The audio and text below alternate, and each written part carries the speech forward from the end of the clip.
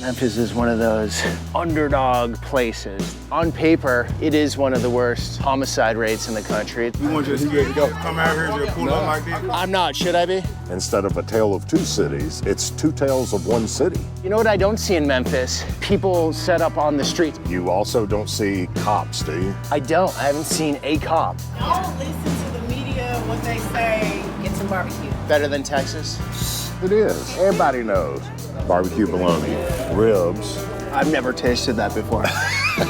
People don't know the rich cultural, musical, business heritage.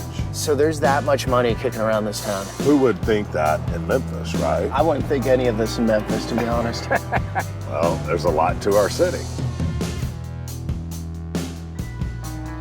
Bill, you're fourth generation. Yeah. You know it inside and out. So we're gonna see it through your eyes. Memphis is a great place. This is Main Street. It was once traffic, and then it got closed off and made for pedestrian work only. So you have some stuff falling apart.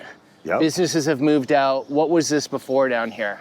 I mean, at one time when cotton was king, this was the home of massive amounts of business and trading and organization. After Martin Luther King's assassination in '68, downtown Memphis became a ghost town.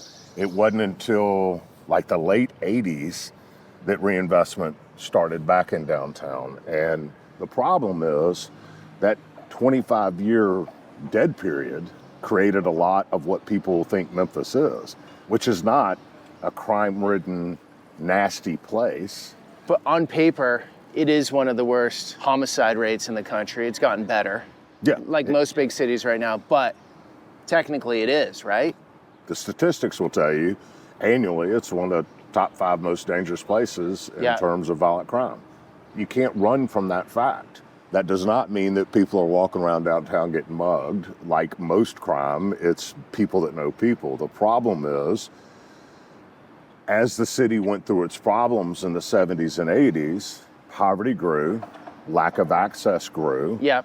And because of the growth of those things, crime followed it.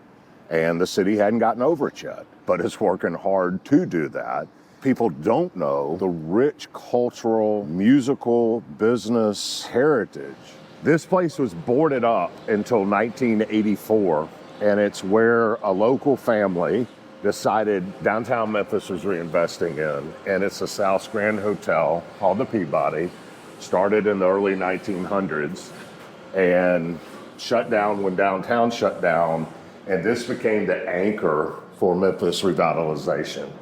And it is one of the finest hotels in the world. This is beautiful. And something you might want to know is in the center of this place is a fountain, and there's ducks in it. Seriously. There's reason there's ducks in it, and they're trained to leave the fountain, go upstairs to the duck palace, and come down twice a day. The Duck Palace? Yeah, it's on top of the roof. They live up there. They do. And the reason it happened is back in the 30s, some hunters brought some ducks back, threw them in this thing. Oh, yeah? Oh, look, they're about to come down. And all of... I think so, yeah. Yeah, the ducks are coming down soon. And so all these people are here every single day to watch the march of the ducks. Mostly tourist, right? I don't know. Where are you from? We're from Wisconsin. Yes. From Wisconsin. But there's some locals here for sure. There's the Duck Commander. That's him. Hey, Duck Commander, say hello. Duck Commander. I'm Bill, 4th generation Memphian. Bill, good to meet you. Good to see you. Keenan. How you doing, brother? Hey, I'm Peter. Peter video has a maker. show that reaches... Video maker? Yeah, how long you been doing this, Keenan? 7 years. How's it going? Man, every day I wake up to go. Do you have a good relationship with the ducks? I do. I get new ducks every 90 days. So it's my job to break them from being a scared team that's unsure of themselves to where they're marching with such pride that it's worthy of a red carpet entrance into this lobby. Oh, and it's happening right now. It's about to happen now. Right on. Stay tuned, man. Don't go nowhere. I'm glad we bumped into you completely by accident. Man, Good man, to see you, something brother. good to be, All right, appreciate what you do for our city. Appreciate you, Bill. All right. So what happens is Keenan, who's the duck master, will march the ducks down from the roof. They will come down the elevator, walk across the red carpet, to much fanfare, swim around in the fountain until the end of the afternoon, and then in the afternoon they'll go home. Oh, that's it, right? Check that out. The duck elevator. This is wild. All right, Duckies, let's put some smiles on some faces.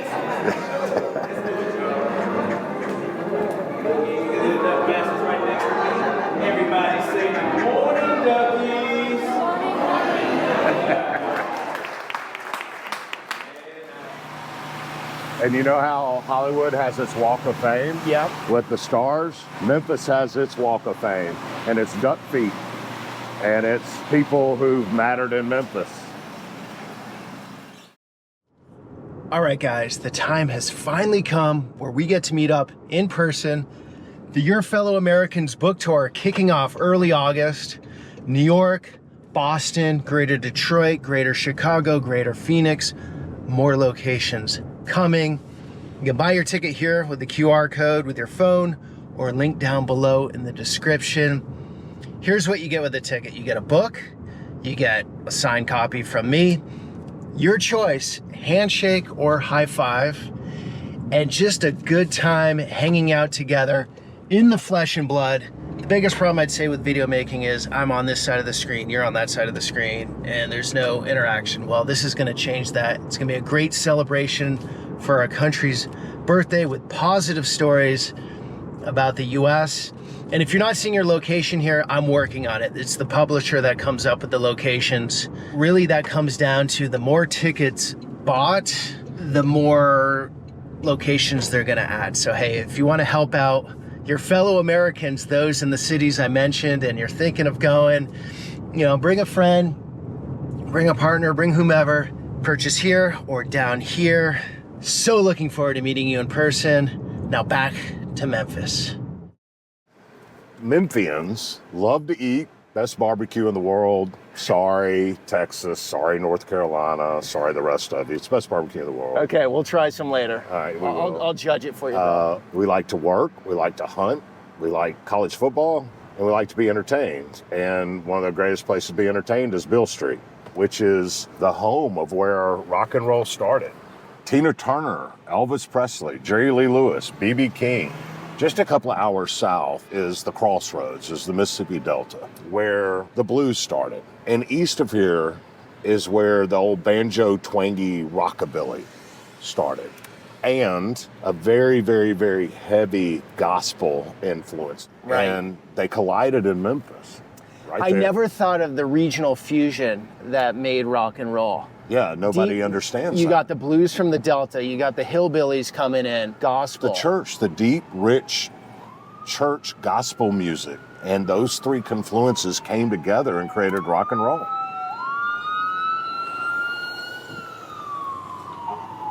Main Street, where we started, picks up here, and it's a complete revitalization of kind of a cool entertainment arts district. I had no idea Memphis would be so interesting. Nobody does. I just looked You at gotta this. Get here. This is a place you're gonna rip by on I-40, not worth stopping. It's too bad. I'm not thinking of Elvis. I'm not a Graceland guy. All right. Along the lines of that history is our scar, our deep, deep, deep scar. And certainly there's scars. There's slavery, there's all kinds of scars. But the greatest scar is on April 4th, 1968 at 6:01 p.m., Martin Luther King was assassinated in our town. That happened at the Lorraine Motel, which has now been turned into the National Civil Rights Museum. Oh, that's where it happened. Right That's there. Not only where it happened, but where that wreath is the balcony. If you remember the iconic picture of Jesse Jackson shooting toward the shooter with Martin Luther King on the ground, that's it. I'm going to introduce you to Jackie Smith, who is the last resident of the Lorraine Motel when this thing shut down and turned into the museum, who has been right here on the sidewalk ever since 1987 and has not moved. Every day? Every day. Where's she sleep? Right there. Come on, let me introduce you to Jackie. Jackie, what you doing? Good. Thank you. So good to see you. to see you too. Meet my friend Peter. Hey, Peter. How Nice you to doing? meet you, Thank Jackie. You very much. Oh, let me get my book. Okay, you get your... Jackie's story is this. She lived, when the whole hotel was not the museum, but just the hotel, she was the last person to live here. She locked herself in for 30 days and wouldn't come out because she believed that the millions of dollars that the city, county, and state and federal government were going to spend converting the Lorraine Motel into a museum would better perpetuate the memory of Dr. King by making it a place to help the disadvantaged. And she locked herself in there with cans of beans and wouldn't come out for 30 days. They finally removed her and they put all her stuff on the sidewalk. She wants the story of Dr. King not to be flashy civil rights museum to the kids, but action. And so she is here today and has been for the last 35, 40 years to say Dr. King wants action, not monuments. And that's what Jackie stands for. Jackie, you got the book here. Bill's book. Oh, that's my book. She's in it. She's in my book. Oh, you're in the book. Okay, cool. He came out here early when I started the protest. You know, he spent the night out here as well. Back in 86. Back in 86, you couldn't walk down these streets. That remember what Memphis was then, right? See that building down there? Yep. Where past the white van, there was hookers and everything walking up and down through here. And they put her stuff out on the curb out there, and I saw it on the news, and I thought, why is this black woman protesting the National Civil Rights Museum? That doesn't make any sense. So I came down here to ask her, and her story was so compelling. I just spent the night down here with her a couple of nights, wrote a story about it, and it ended up getting published in like Life or something. I can't remember. Cool. I'm basically here in protest against the exploitation of Dr. King and the gentrification of this area. You see, they've turned this area to a very expensive community where there's no affordable housing. There's no affordable housing for us to be in. For the first 12 years, I was able to spend the night here after they evicted me from my room, from the Lorraine Motel. I was staying in room 301. And so in order for me to be here, I had to have accommodations to be here. So when they put me out, I went right down the street there and got one of those rooms there. And I could go back and forth to the washroom, take a break, clean up, and that sort of thing went on up until the year 2000. From 1988 to the year 2000, I could do that. And then all of a sudden they came up, the landlord came and told me I've got to let that area go. I have no such accommodations now. And so now that area has become condominium, see. And so there's nothing affordable in this area. How in the world are you going to have a civil rights museum surrounded by gentrification, you see? Did you know Dr. King? No, I did not. I read Dr. King's books and early on, so I just educated myself on his teachings and principles. There have been people that have come here from all walks of life, school children, various religions, all over. So good to see you. Buy yourself something to eat. I love you. Bill. Thank See you. All the best to you. Jackie, Thank you very take much. care. All the best. Bill. He's one of the few that's carried on the work of Dr. You love Bill. Absolutely, he's doing a great job. Thank you. Thank you. I found two friends that I drug with us. I knew you wouldn't mind. All right. Here we go, guys. The So Orpheum. the guy on the street's Peter. Hey, Kristen. So good to see you. So good to see you. And Peter, in true Memphis fashion, we found friends. They're going to come in with us. at the Duck Walk. Yeah. How you doing, Kristen? Nice to meet you. Okay, so we have the Walk of Fame here. Sidewalk of Stars. They're going to see Jerry Seinfeld tomorrow. He's around the corner. But it goes Seinfeld comes here tomorrow. Yes. Oh, fantastic. This building's been here almost 100 years. It'll be 100 years in 2028. Come into the South's go to the- finest theater that if you sat down on Broadway, it would not look out of place. Thank you. Yeah. This is our new season that we just had. Oh, wow. This is beautiful. There has been a theater at this spot since 1890, but the building we're standing in right now has been here since 1928. I'll let you take it all in. It is grand.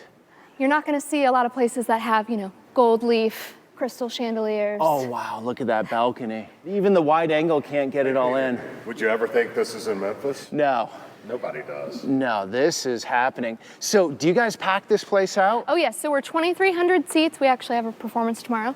Our bread and butter is Broadway. We bring first run touring Broadway productions about 8 times a year. But of course, in between we have comedy, concerts, dance companies. So you're pretty fired up working here, Kristen? Oh yes, I'm a Broadway nerd that gets to do what she loves every day, which is introduce Broadway to Memphis, which Memphis I love. I'm a born and raised Memphian, and then introduce Memphis to the shows that I love. So it's a Okay, great as a gig. born and raised Memphian, Yes, you love your city? I love my city. Why? I love it because she's real honest with herself, sometimes to a fault. I think sometimes we're really hard on ourselves, but Memphis is home, Memphis is family, my entire family is here, and honestly, with me working here too, I always said I would leave someplace if I ever got bored, but things are happening, growing, changing at the Orpheum in Memphis. So I love being She's here. hard on herself. What do you mean? Memphis can be really critical because I think we've let other people be critical of us too without knowing us. And so I think we can equally be as hard on ourselves. Okay, how about this? You've let other people write your story. Yeah, absolutely. I feel very honored to be able to work where I do in this kind of crown jewel of Memphis. This is stunning. As someone that loves architecture, We're also meant to be one of the most haunted places in Memphis. you feel the haunted vibes here? I haven't had any experiences, but I've had some colleagues have some experiences, and so I have to trust their experience. But that box right there is known to house one of our most famous ghosts, Mary. She's Ghost a 12-year-old Mary is up ghost. here? Okay, right here. Guys, do you see Mary? You see him coming? See her coming through the screen? It's said that she was hit by a trolley car outside the Orpheum, and she was brought inside, and she loved it so much she stayed. And so she's a mischievous ghost. Thankfully, we don't have any, malevolent spirits. They're happy to be here.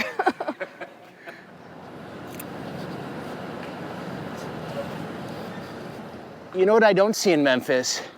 People set up on the streets, other than Jackie, who seems like she's grandfathered in. Fixture. She's grandfathered in, but I'm just saying, I don't see people that can set up- 1,200 philanthropies in the city of Memphis, dude. which isn't always good. People have a place to go. People have a place to go in many cities. Like, people in Skid Row want to be on fentanyl, don't want to go to those places because then they can't do fentanyl. Here, they must be enforcing it as in, you don't have the option to stay on the street, right? You don't have the police breaking up camps. You also don't see cops, do you? I don't. I haven't seen a cop. I Right. hear a lot of sirens, I'm not gonna lie. Near my place at night, there was a lot of sirens going by, but I have not seen any officers walking anywhere. No, I'm just telling you, it's not a problem. It's not a big issue here. There are so many churches downtown. We have more churches in Memphis than we have gas stations. Are people going to church?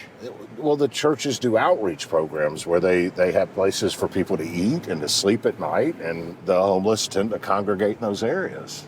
What about the Memphis Task Force in the National Guard? A lot of people will know about that in the country because it hit mainstream media. The National Guard is window dressing. What the task force is 17 entities from the federal government, all the way from Customs to the FBI to the Attorney General's office, that came to Memphis about 6 months ago to work with the city to round up its most dangerous felonious activity.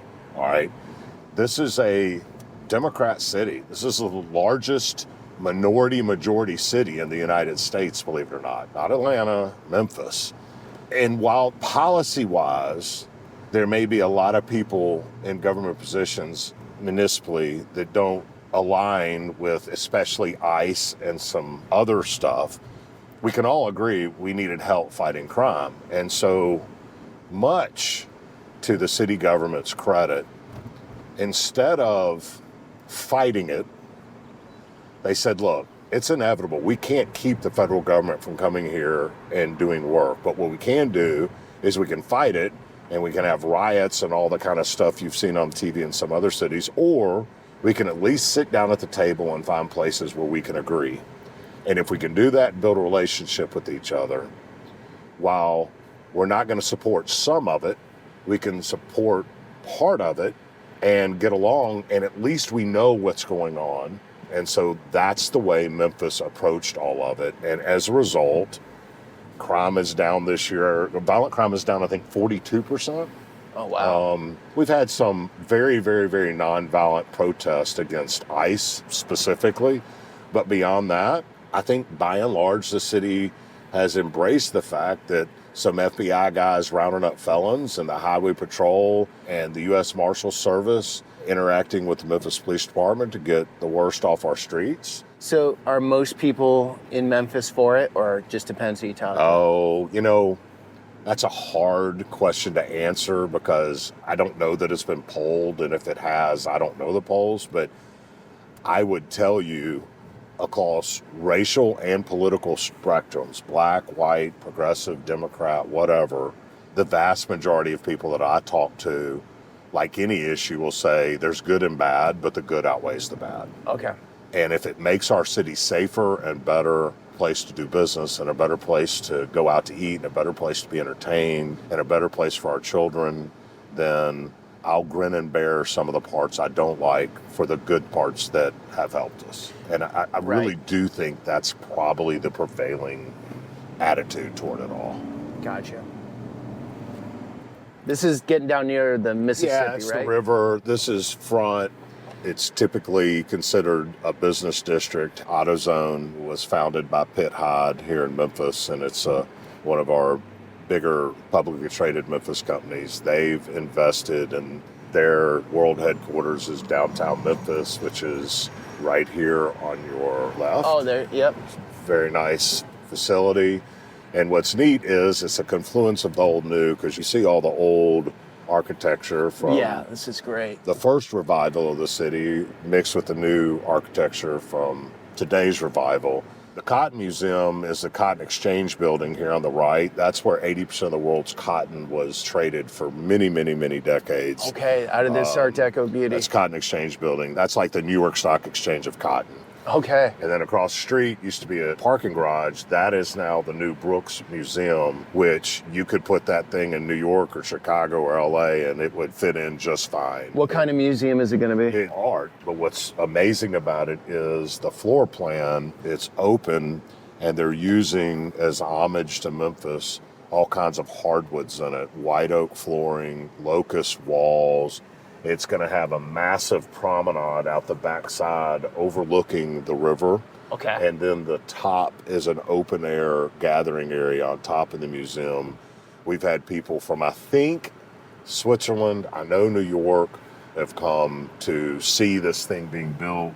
It's all huge. of the natural wood products. It's huge and very, very, very impressive. This was the custom house. It was the customs office for when people came into our country up the Mississippi River. It was originally U.S. Customs and Border Patrol. It is now the University of Memphis Law School. A lot of immigrants were coming up the Mississippi, and their Lots. first touch on land was here? Lots, but you got to remember some of those immigrants were unfortunately slaves. Right. So this was the customs house that cleared both. Oh, you're talking Naturalized all the way city. from Africa. Yes, well, and the Caribbean. Wow. Yeah. So New Orleans is the point where the Mississippi River enters into the Gulf. Yeah. And you follow it up, and your next big stop is Vicksburg, Mississippi. Then your next really hub was Memphis and then St. Louis. This is the track.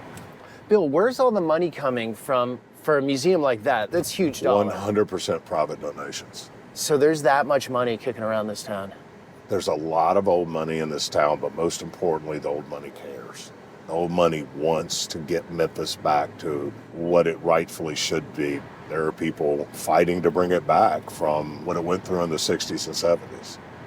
The reason it's called Memphis, it's on the river, like Memphis, Egypt, on the Nile. Yeah. That's why our guy's name. So some time ago, someone decided we should build a pyramid because it's Memphis.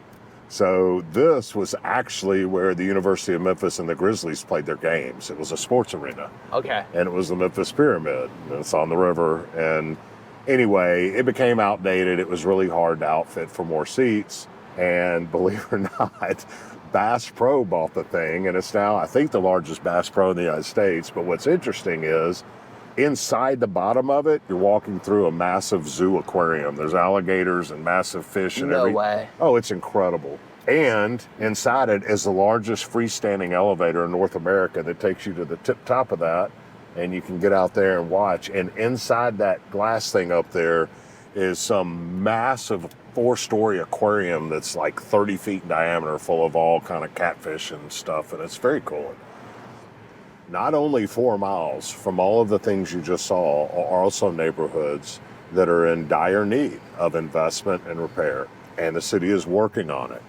But it is where my players from Manassas came from. It is... Okay, just to explain that, you were a high school football coach. Yeah. You made a fantastic documentary showing listen, that I was story. minding my own business coaching football. Yeah. And 2 dudes that looked a lot like you with Oh, okay. skinny-legged jeans. They wore Are they scarves. skinny? Yeah, they had hair, but they wore scarves, showed up from LA, and followed us around and made a movie that we thought we'd see on Channel 522 at 3 a.m. one Wednesday night. And it went big. And yeah, 10 months later, I'm walking down the red carpet at the Academy Awards, and it won an Oscar. Back in 2011, right? Yeah, it's called Undefeated, and it was about me coaching football, and really the movie's not about football. It's more of a human interest story. It's so good. The character of a man is not measured in how he handles his wins, but what he does with his failures. And tonight, we failed. And everybody says, when you get these inner city kids down, they'll lay over and you'll beat them by 40. Not us. You walk with your chins up. I am proud to be a Manassas Tiger on this field night because my guys did lay down. They got heart. Now let's put our mind with our heart and our bodies, and let's finish this thing this year. Those kids that I coached at Manassas came from are also part of the Memphis story. And the work that we've done downtown and continue downtown to bring it up, same in Midtown that we'll show you in a little while, we have to have the same level of care and concern and work for the most disadvantaged among us that exists in Memphis. And I think it's important to see all sides of a cube. Yep. And part of the Memphis cube is we still have a lot of work to do.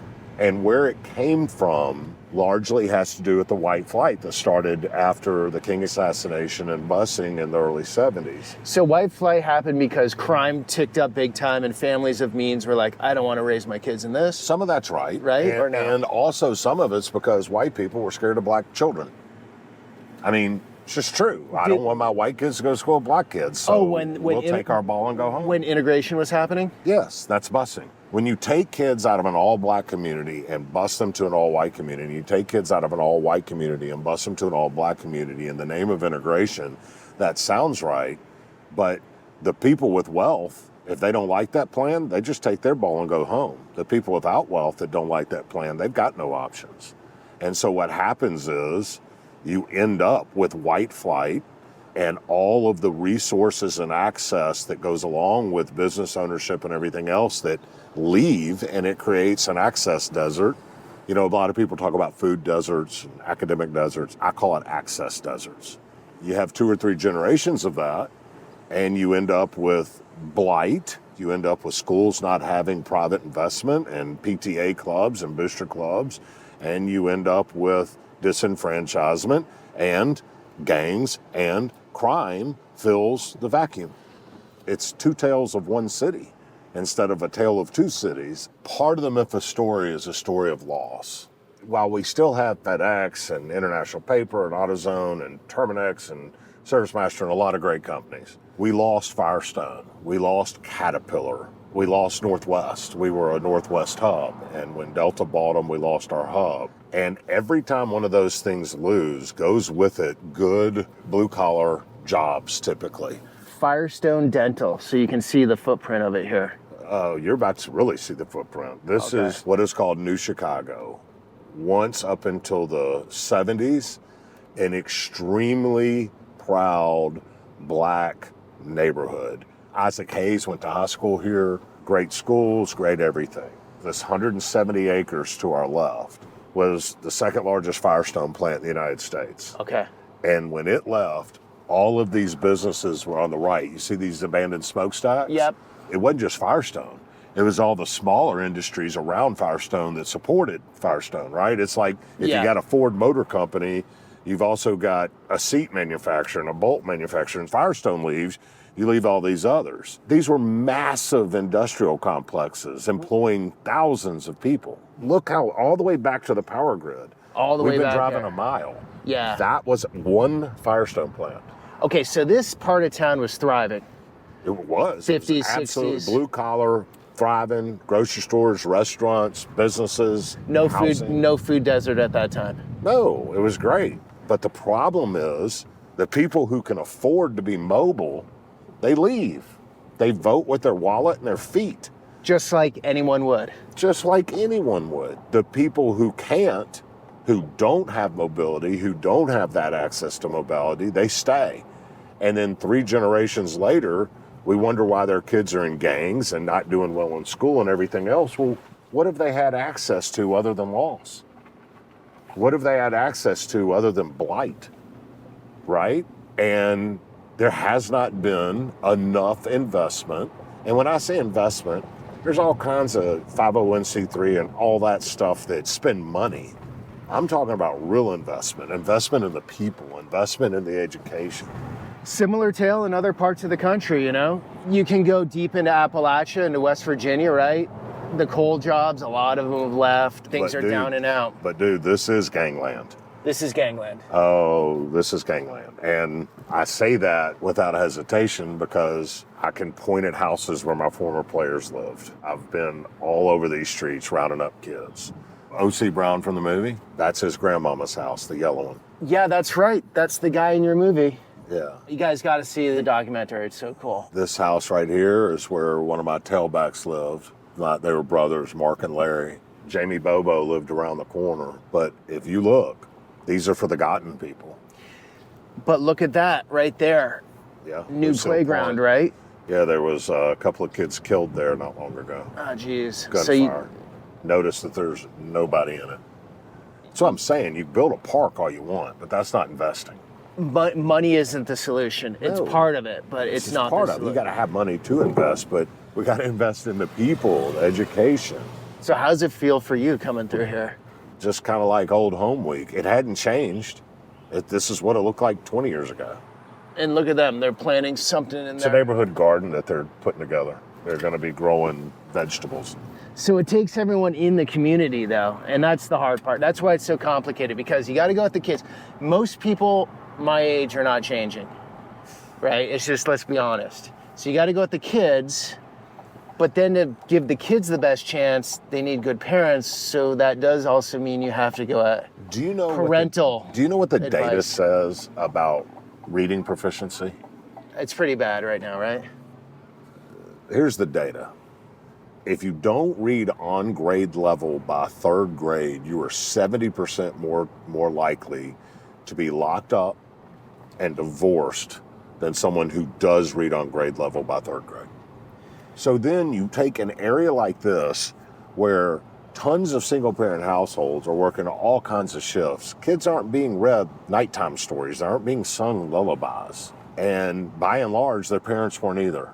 What you find is a huge literacy gap that starts the downhill boulder that the data says you can do all the work you want to when people are 21 years old, but the damage has been done. Yeah. We have to invest in the schools. We have to invest in early education. We have to invest in what this is piggybacking on what you said. You're right. People our age aren't going to do anything. We got to invest in these kids so that they can change this for themselves. We don't need to be paternalistic and come in and tell everybody what they need for their neighborhoods. We've got to invest in the children in their neighborhoods, in the literacy programs, in business in the neighborhoods, and let them work on their own neighborhoods. Here's the reality too, Bill. I'm all over the country. You know who I'm meeting a lot of these days? What demographic? Former teachers that aren't that old. They're not at retirement age. They're getting out of the profession. Why? It's gotten really hard. Why? Because they can't discipline like they need to keep class in order. Well, why? also, Because what those support kids are are they getting from the parents? Exactly. And so the parents aren't doing their work, many of them at home, and so they drop their kids off and then drop a chaotic situation on the teachers, and the teachers can't really do anything about it. And they're like, you know what? Why am I doing this? And they're leaving. A lot of good teachers. Yeah. The problem goes deep, and we're not going to have the solution. What is this? I have no idea. Let's what check they this got out. going Let's on. go check this out. How you guys doing? You got a trucking school out here. Yeah. Great Eagle. You guys are all getting your CDL licenses? Yes. So you do your training right here. Yes, sir. You're gonna truck?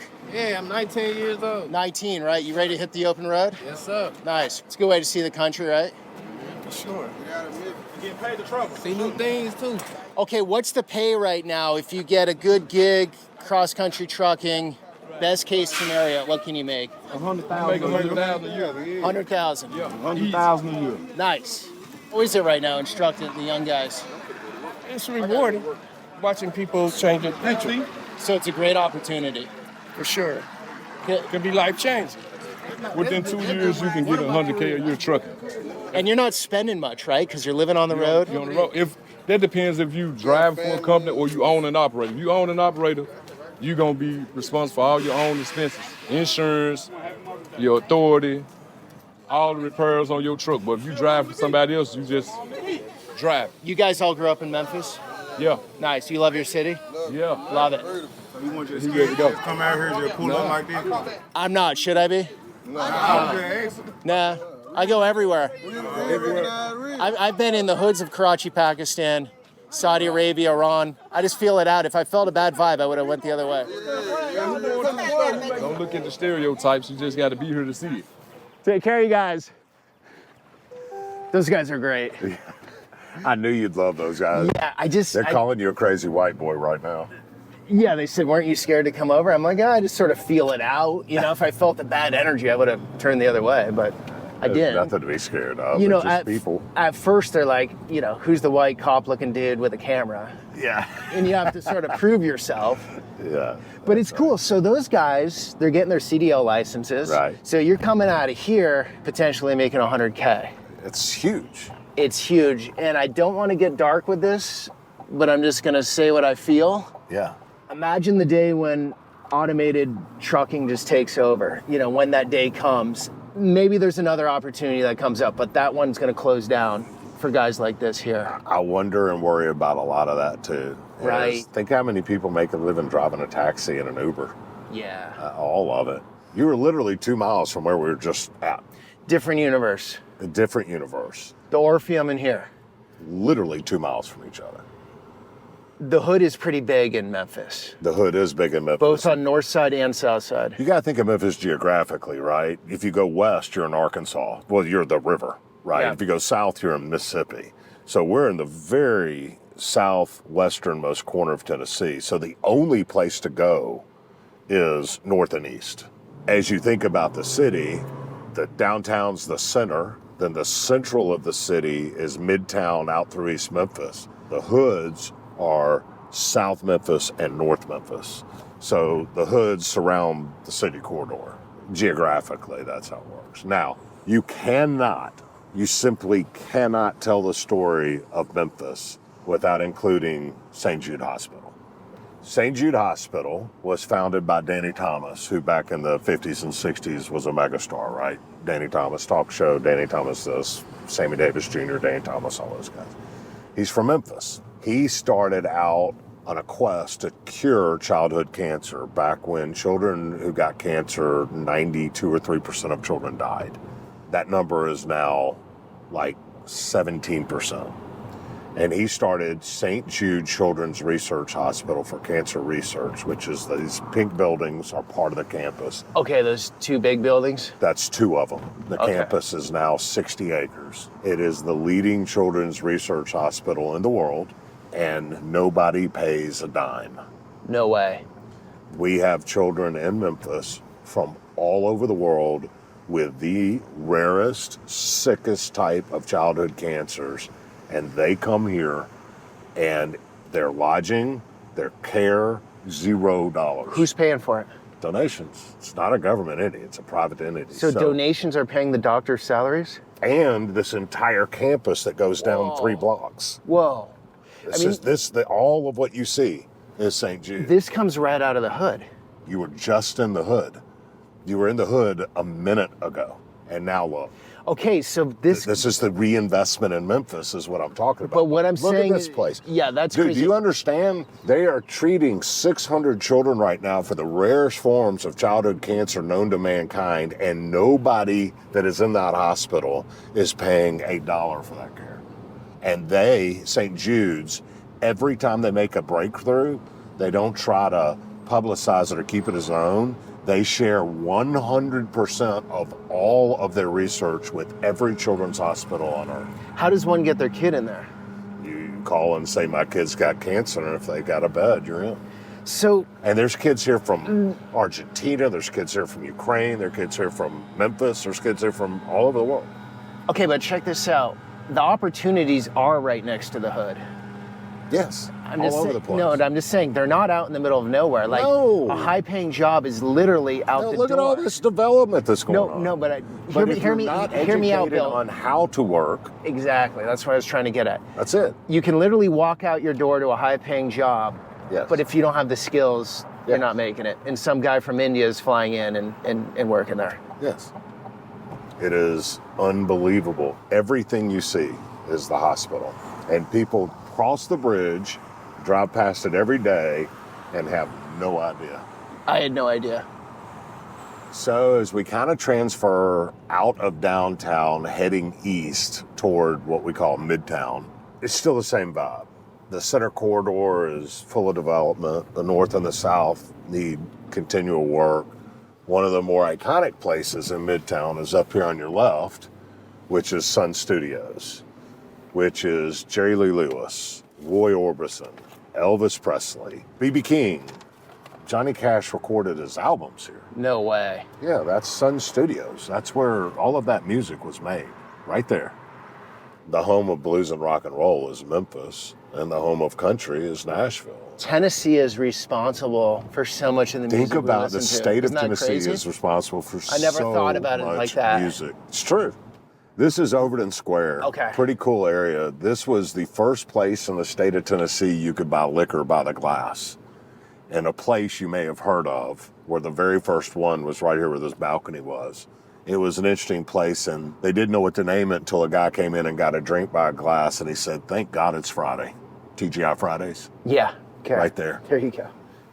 This is now what's considered Midtown, but in the 20s, this was the outskirts, right? Only 3 miles from here is the third most dangerous zip code in the United States. Yeah, that's wild. Right, but this is called Central Gardens, which was the first kind of affluent development outside of downtown. It is still very, very well regarded. Beautiful houses, antebellum. There's a lot of energy here in terms of keeping the neighborhood up and pretty and well maintained.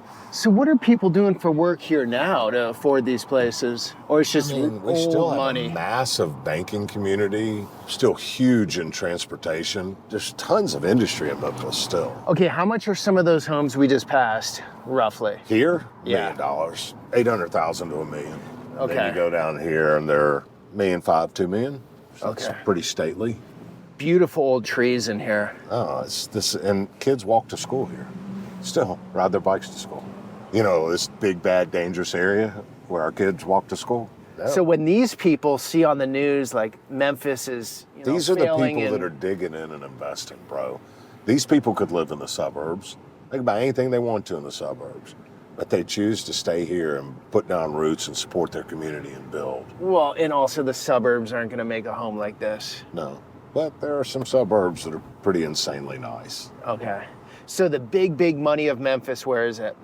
It's in the center of the city, out through the suburbs. All right, guys, Bill had to take a call, so I got a few minutes to walk around here just to show you what it's like. These absolutely stunningly beautiful homes. How you doing, man? Ladies beware. Yeah, not guys. Yeah, guys, so when you go down streets like this in Memphis, which there are actually more of them than I thought there would be, it's just, I don't know what, Mayberry, really blissful, nice, beautiful, things well taken care of, obviously.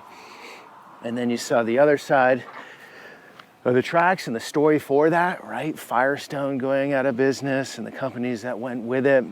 It's a complicated city for being under 1 million people. It's still, a substantial size, over 600,000.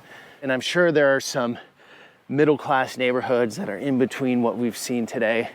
But this just goes to show you, easy labels are just that, easy labels. And when you dig into a place, things are always more complicated, nuanced, and I'd say interesting once you start tapping in, because Memphis is one of those underdog places that, you go in thinking it's gonna not be like this, and then when you get into these parts of the town, you're like, wow, it's really a pleasant surprise.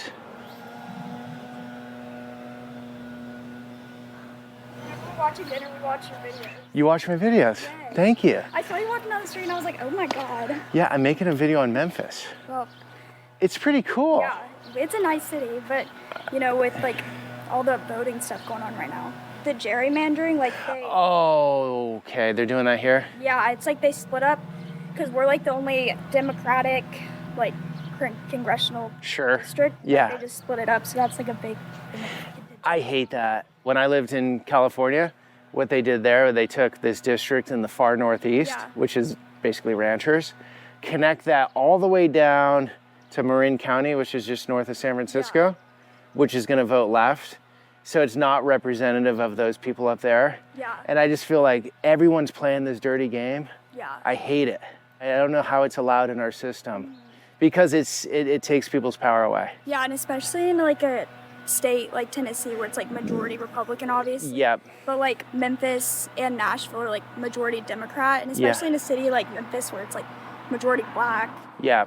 And like it's just underrepresented, and it was gonna be a big like congressional, I guess, elections this year or next year. Okay. Yep. I mean, I'm only 17, so like I'll vote next year. Yeah, but you don't want to see this. Yeah, this is like bad for our city. People talk like bad about the city, like you know, Yeah. LeBron James you just saw.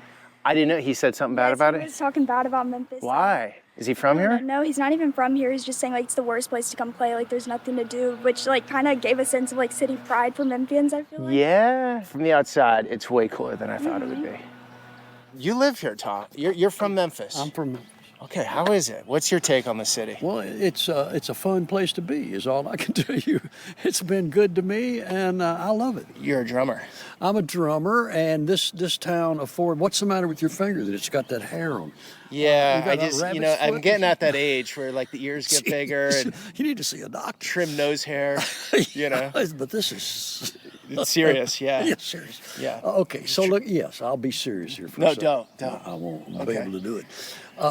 Yes, I'm a musician. I play drums, and I've been playing in this town for 50 or 60 years. I'm not going to say how many. And it's afforded me a fun lifestyle, I'll put it that way. Jazz drummer? I'm a jazz drummer primarily, but I play everything. I play country, I play in a brass band, I'm in a couple of jazz trios, I do recording. What's your take on the city right now? I mean, Memphis, let's just call a spade a spade. It has a bad reputation, unfortunately. Here's what it is, man. There's bad things everywhere in the world. I don't care where you went. You're going to find some negative business. You can either deal with that or you can work around it and make it go your way. So I believe that's what you do in life. And therefore, Memphis is a beautiful place. And great weather, great people. Everybody's friendly. It's easy. It's not a hassle. We've got our issues and things, but you know, we deal with, for instance, race. Let's just talk about race. We deal with it better than most people, most places. We've been dealing with it a lot longer than most cities. And I play in bands that are integrated, and it's wonderful. It's just absolutely wonderful. We all accept each other and love each other just like anybody else. So all of that, and you know, economics and all that, every city's got that, man. Yeah. And then Stella is who hooked me up with you. Stella the neighbor. Stella's a neighbor, and what a friendly, fun neighbor she is. She's got a great brain. She's in the Honor Society. She's going to be graduating next year and going to, Yale? Maybe if I'm lucky. If she's lucky. Some college where she will further her education and learn that she probably shouldn't have gone to college anyway, but that's something you do. Because when you get out, you've got to learn how to do whatever that was. But it's going to be great. And Chris has been the best neighbor ever. That's Stella's father. Oh. Chris and I sit on the porch and chew the fat. Do you? Yeah, he's a fun man to chew it with. During COVID, Tom would put on porch concerts for the whole neighborhood. He is very generous with his art. We'd have people setting up chairs out here. Yeah. It was the first music I saw during COVID. It was like an oasis in the desert. Well, that's beautiful right there, man. And designed to heal you up. You know what I learned today, Tom? What did you learn today? Now tell me your name again. This Peter. is Peter. Peter. Yeah. I don't know why I didn't put it together. What? Music out of Memphis is really a fusion of the Delta, the blues of the Delta, the folk of the sticks of Tennessee, and then gospel. Oh. Smashing together. That's what makes a it good. confluence. That's what And then makes rock and roll came out of that. And look where we are. We're right in between Mississippi, Arkansas, and Tennessee. So all these rural farms that used to be plantations and whatever, all these people would come to Memphis on the weekends and hang out on Beale Street and bring their songs and their stories and their business and swap ideas and make it happen. And that's still going on. Maybe it's not quite like that now, but the interaction is amazing. Your music scene is still happening here right now? Oh, yeah. A lot of live music. Uh-huh. That's probably 25 venues a night in the city that plays music. Are you Maybe serious? not on Monday and Tuesday nights, but on other nights, yeah. Hernando's. So you've made your life as a musician here. Isn't that incredible? And you can live in a nice neighborhood like this. Yeah, but now I was smart with the money. You're doing my dream. I always wanted to play the drums. Why wouldn't you just do it, Peter? Yeah, 'cause God, I'm don't. doing this. 'Cause I'm talking to you. Look here, life is that long, okay? Go get a drum set. Everybody needs one. Hey, so How you doing? How you doing? Are you the mother of Stella? This is Scarlett. Scarlett. Stella. You're doing a great job, both of you. And your name? Chris. Chris. Yeah, good to meet you, man. Stella made all this happen. I was walking by talking to myself into the camera, and she was the only one out and about, and she was very friendly. What are your thoughts on the city? On the city, it's a city with like the greatest soul in the world. We have our problems for sure, and there's a ton of inequity and all of that. But we've lived here. I moved here in 2001. Okay. I haven't ever experienced violent crime. I don't live in fear. Like, the media will make you feel like it's the scariest place in the world. They sort of fester on Memphis, don't they? I raised my children right here in the middle. They run the streets and ride their bikes and do all the things, and we don't live in fear here. It's just such a misconception. Little Rock, another one of those cities. I was just in Little Rock. I was actually surprised there too. It was nicer than I thought. Yeah. And all of these places, it really just depends where you are in the city. That's right. And I totally recognize that. Yeah. Like, we're, very blessed. But it's just a cool city. Yeah. Thank you guys. My little daughter making it happen. Stella, you made it happen. Stella made it happen. Thank you, Bill, my friend. you're making it You're happen. welcome to Memphis. Tom, I hope you continue to misbehave. What else is there to do?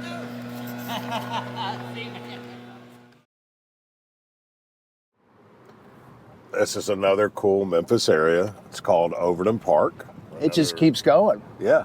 Bill, this is another lovely midtown neighborhood. What's interesting about this neighborhood is John Overton was a well-known Memphis conservationist.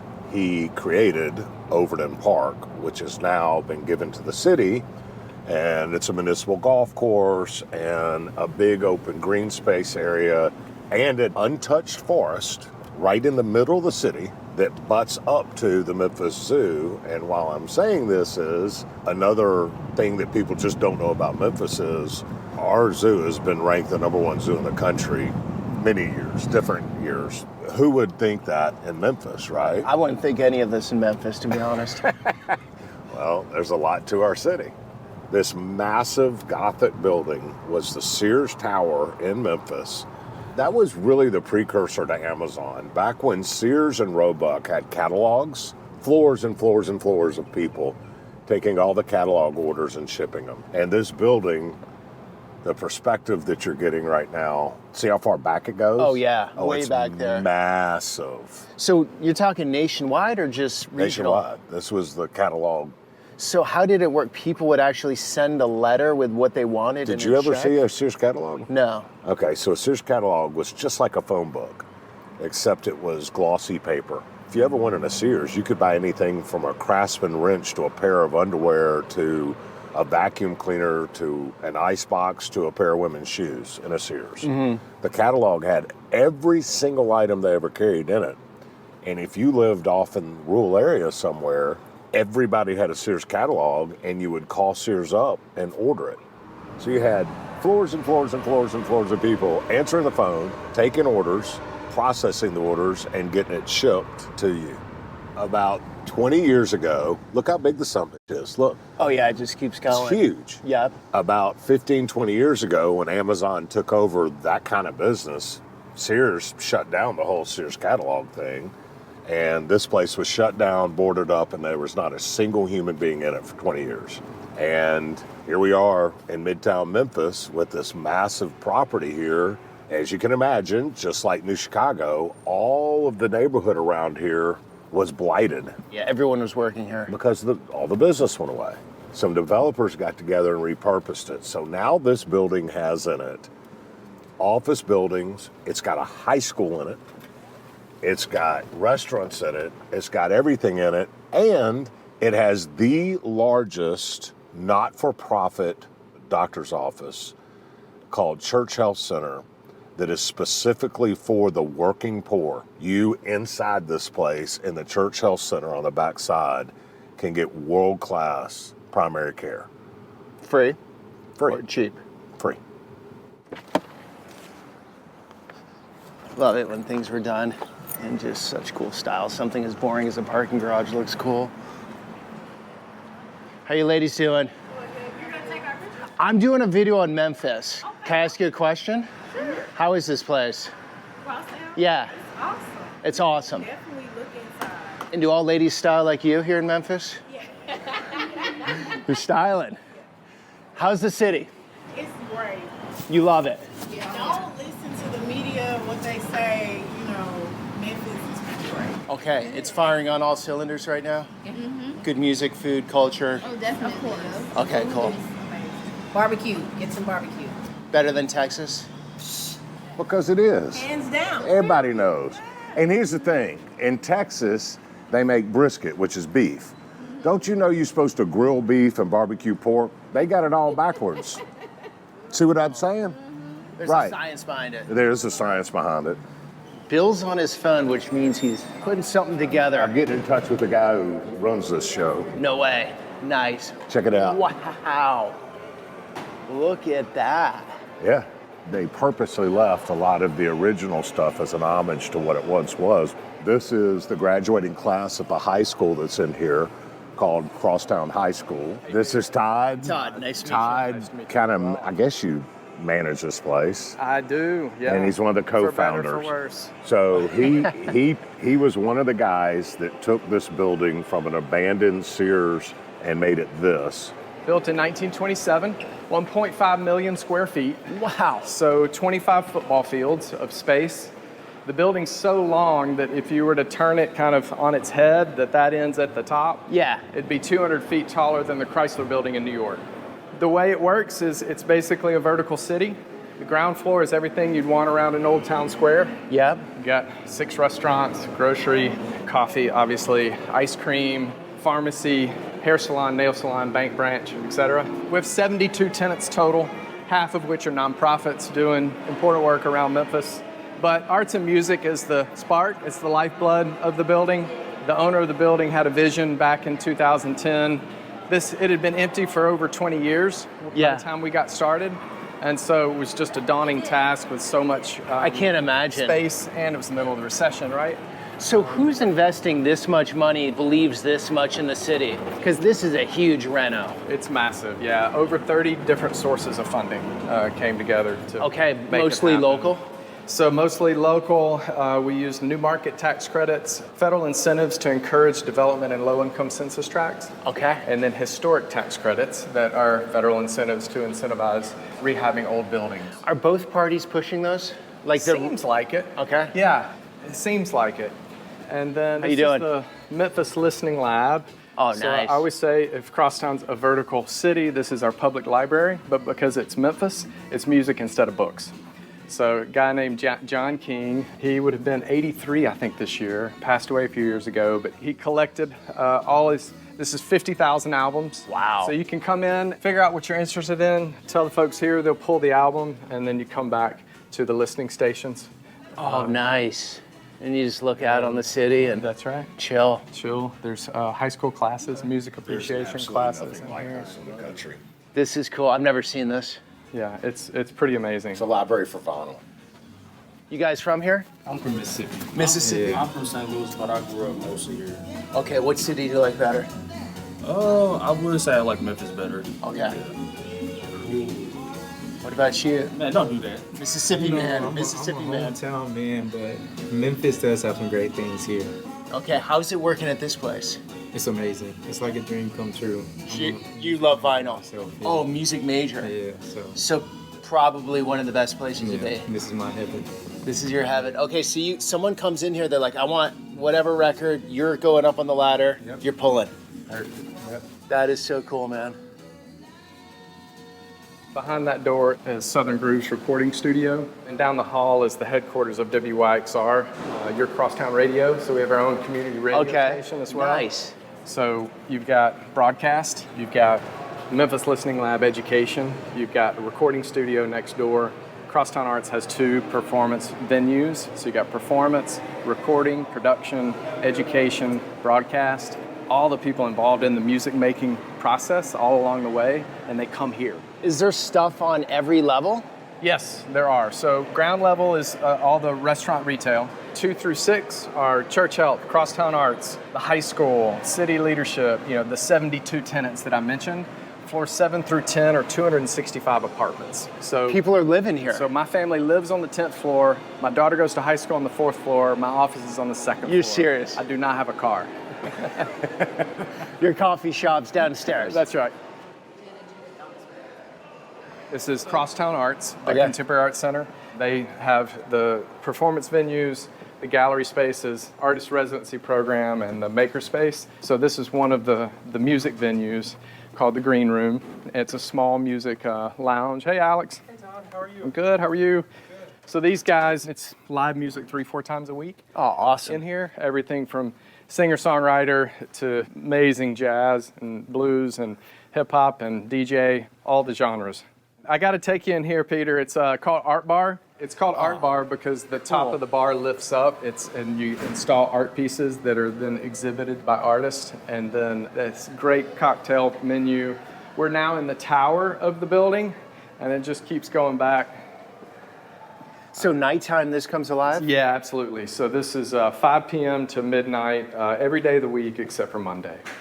So not long ago, someone's in Mississippi ordering some socks and a candle. Right. And someone's putting that order together right here. That's right. This neighborhood is flourishing because of all the jobs. Sears goes away, neighborhood goes down. You guys have come in. That's right. You're bringing back something into the community. Not going to have the manufacturing jobs as before, obviously. No. Well, when Sears was here, there were 1,500 employees, and funny enough, there's 1,500 employees here now. Seriously? 72 organizations. That's awesome. That are here. So for 20 years, there was nothing, and now between the residents, employees, students, just people coming and going, there's 3,000 people coming and going every day. So that must have helped the neighborhood out a bit. Massively. Okay. Yeah. This is how I remember it. So y'all came in this front. Yep. And that's where, when we got started, that's what it looked like. Yeah, this is where we walked in this place. Right. How much was this project, Todd? About $220 million. So this is how it used to be. Orders would come in up on the 2nd floor. They'd put them in these pneumatic tubes, shoot them up to the upper floors. They'd grab the goods off the shelf, put them down these huge spiral chutes that went all 10 floors, came down to a conveyor belt that took it, truck on the south side, train on the north side. This is the last day of the retail store before it went out of business. This is what it was in 2010 when we got started and where we are. This is 1927. Crazy fact, the original structure, 620,000 square feet in 1927, they built that in 180 days, 6 months. So all these atria that you're seeing, those were just floors. We cut all that out. We saw cut. Oh, no way. Yeah, so we that was a floor. Those are all floors. So we saw cut through 3 miles of concrete and took out 52 million pounds of concrete to create the atria. All right, fascinating. guys. Come on out to the 10th floor balcony. She's having a good time. So is that my daughter? Do you know her, Todd? I might know her. Her name is Corinne Richardson. She's 16, 10th grader at Crosstown High, and she's just chilling out here. She's at Crosstown. She's not in school right now. Let's see what time it is. Oh, it's 3:47, so. You what? AP testing, okay. I'm giving a little tour. We're doing some video. Say hi to Peter. He only has 4.2 million followers. Nice to meet you. How is it going to high school here? Awesome. You're loving it. Fun, yeah. You just go down the building. So, and I'm late every It's true. She takes the stairs to high school every day. That's not bad. You could literally wake up 5 minutes before class. I do. Is your dad winning the Cool Dad Award of the year this year? 100%. Yeah. Sort of. Right answer, right answer. Ding, ding, ding, ding, ding, ding. Killing it by putting you in this environment. Oh yeah, it's so fun. Todd's 16-year-old daughter still really likes him, so that's an amazing accomplishment. Yeah, well, we still got a little ways to go. That's uncommon. Uh-huh. So are these rentals or you're selling them? They're rentals. What's the rent like? Market rate would be for a 2-bedroom, kind of 1,200 square feet, around $2,000. Okay. The other cool thing is we have something here called Memphis Teacher Residency. They recruit recent graduates to Memphis. They earn a tuition-free master's in education in return for teaching in Memphis's highest need urban schools for 3 years after that. And so they come here, their training is here, but they also live in the building. St. Jude rents 40 apartments for their PhD researchers, their visiting researchers, and then Crosstown Arts has 12 apartments for their artist residency. So of the 265, about 90 of them are artists in residence, teachers in residence, and doctors in residence. This is just a normal 1-bedroom apartment.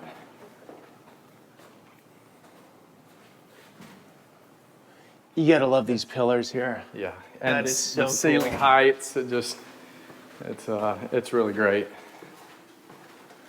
So this would be roughly $2,000 a month. About, yeah. Oh, and you got a full balcony. Yeah, 10th floor. This is awesome. Hey, good sir. How's it going?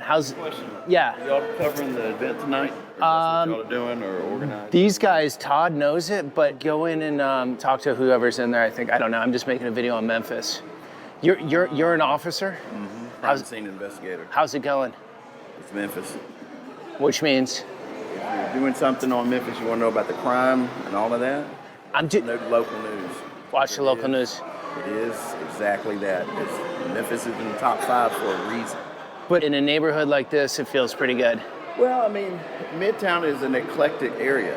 So you've got your good and your bad mixed together, and artistic, funky kind of juxtaposition with the location of the city for what it is. But police officers always see a different side of a city. Always. You guys are seeing the worst of it. We're seeing people at their worst. But crime's gone down a bit. Homicides have gone down. You can say that by the numbers, but the numbers are still high. Of the top 10, Memphis is always in the top 3. Always. Thank you for your work, sir. Without you guys, everything falls apart in like 2 seconds. Yeah, it probably would. It would be lawless. Take care.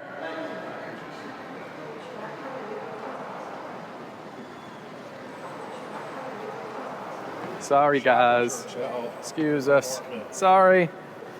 Photobomb, apologize. I'm making the picture way uglier right now. Sorry. Yeah, you're right. Lord knows you don't want me in there. So I mentioned Crosstown Arts as a contemporary arts center. Basically what we do is try to provide resources for artists and musicians in Memphis to make their work and to showcase their work. So in galleries for visual arts or music venues for music. And in here is what they call shared art. So it's a membership-based makerspace.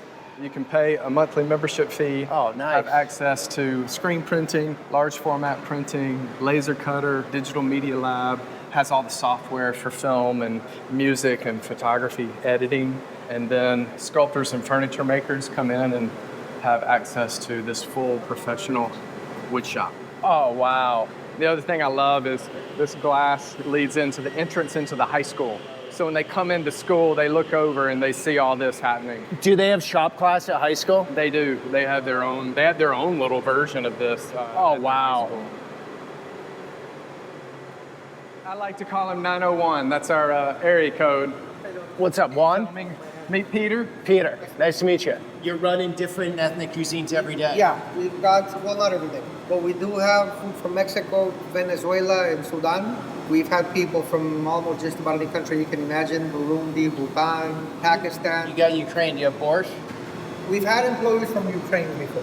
Okay. We also had a St. Jude patient from Ukraine. Okay. Who came at 17, worked for us while she went through chemotherapy. Wow. Had her leg amputated after 19 rounds, but was cancer-free.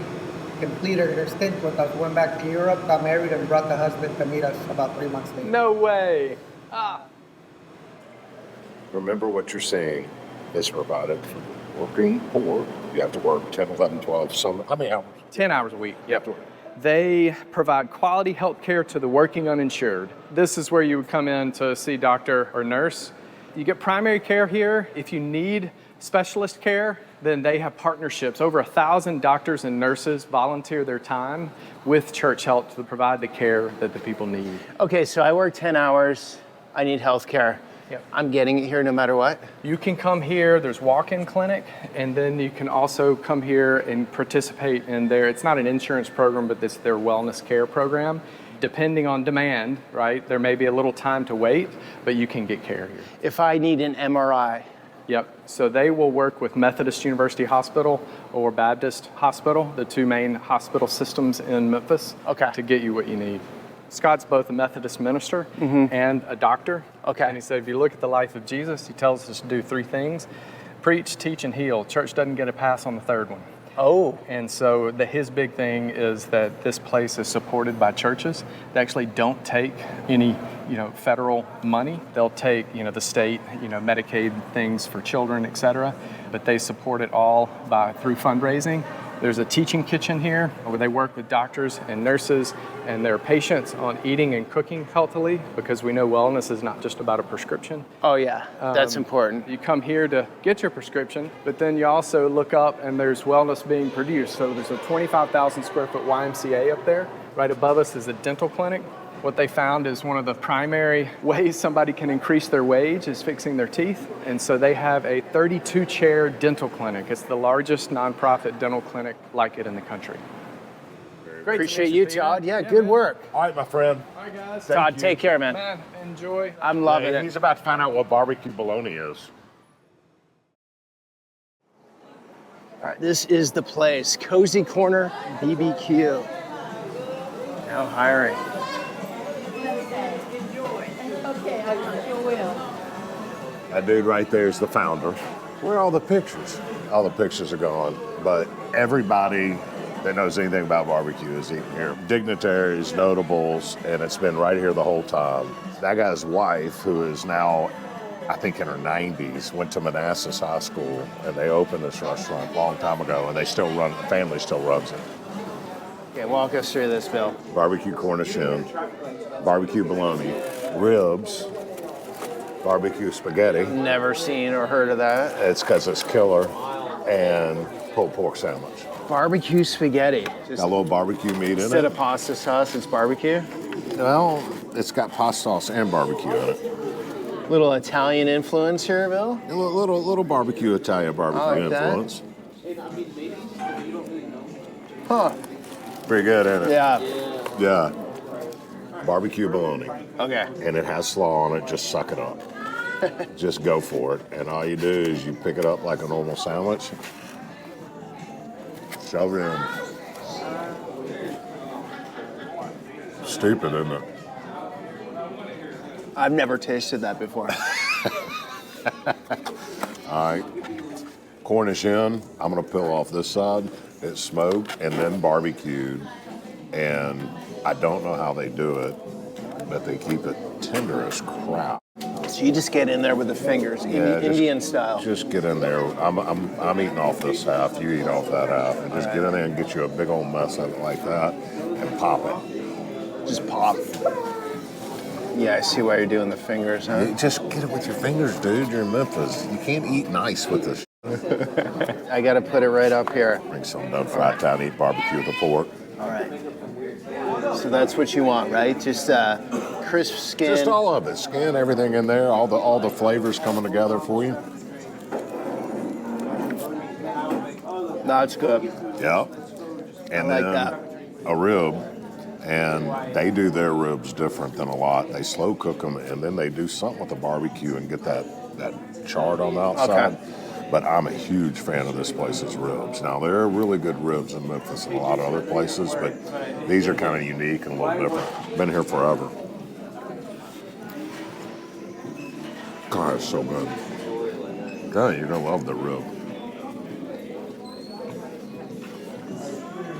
Smoky, crispy on the outside, tender on the inside, and then the sauce is killer.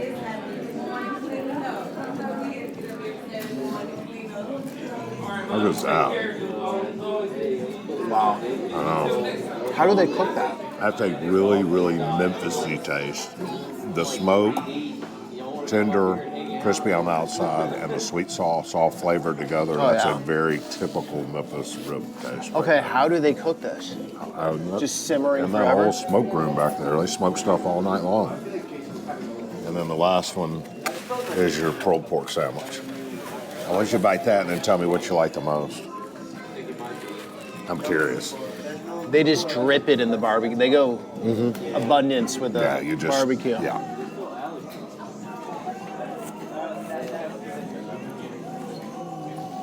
There we go. That pretty good? Mm-hmm. That's good. Mm. Sauce has some kick, you know? Well, you got the hot. These are all normal. But it's got a good kick. It's cool. What do you like the most? I'm not really a rib guy traditionally, but I'd say the ribs. Really? And this. That's kind of a compliment if you're not a rib guy. Not like really. Ribs. But I love a good stand-up. And this is hitting. My fingers are committed and indented into this bun right now, so I'm going to stay here. You're in now. Bill, that was awesome. Thank you. Appreciate it. Listen, an honor to show off my town. No, I can feel it. Love it. And I want you guys to know Bill has an awesome documentary, Undefeated. I'm going to leave the link down below. And also a podcast. Yeah. Where you get in a human story. It's called An Army of Normal Folks. It's based around this idea. Government's proven woefully inadequate in serving the least advantaged among us. There's neighborhoods all over the place that we drive by that we see abject despair and loss. And we don't want to have our car break down there, but as we cruise by and we look back down that street or over that viaduct, we think to ourselves, man, somebody had to do something about that one day. And honestly, I want to know who's somebody. Okay. Maybe we need to kick that rearview mirror 15 degrees to the left and say maybe I could do something about that one day. And I don't think the smart people on Fox and CNN, and I don't think the smart people in DC and LA have really fixed anything. If anything, I think they're probably incented by an enormous amount of power and wealth to continue to craft narratives that divide us. They're not helping anything. And I think the antidote to all of what's ailing us is just an army of normal folks, just guys like you and me saying, hey, here's what I'm good at, here's what I'm passionate about, here's an area of need in my community. Why don't I just engage and try to help one person? And if we had millions of people across our country doing that, literally an army of normal folks engaging where they can, how they can, I think we could change a lot what ails us. And so the podcast tells stories of people doing that very thing. Good stuff, Bill. Yeah, it's fun. Guys, thanks for coming along on that journey. Until the next one.